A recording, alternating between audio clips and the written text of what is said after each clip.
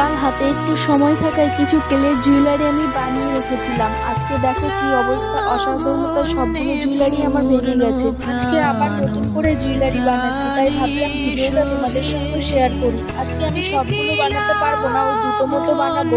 আগের জুয়েলারি গুলো ভেঙে গেলেও সম্পূর্ণটা নষ্ট হয়ে যায়নি। আমি যে পদ্ম ফুলটা বানিয়েছিলাম পাপড়িগুলো একটুও ভাঙেনি, তাই ভাবলাম আঠা দিয়ে আবার একটু লাগিয়ে নিই নতুন করে না বানিয়ে। এতে করে আমার সময়ও কিছুটা বাঁচবে, আবার ক্লেও নষ্ট হবে না। আমার ক্লে নষ্ট করতে ভীষণই খারাপ লাগে। যাই হোক, আমার একটা জুয়েলারি এখানে রেডি হয়ে গেছে। এবার আমি সেকেন্ড জুয়েলারিটা বানিয়ে নেব।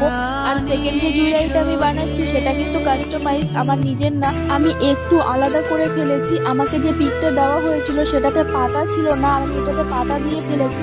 যাই হোক, তোমাদের কেমন লাগলো অবশ্যই কমেন্টে জানিও। ভালো লাগলে প্লিজ একটা লাইক করে দিও। আমার চ্যানেলটা একদমই ছোট, প্লিজ একটা সাবস্ক্রাইব করে আমার পাশে থেকো।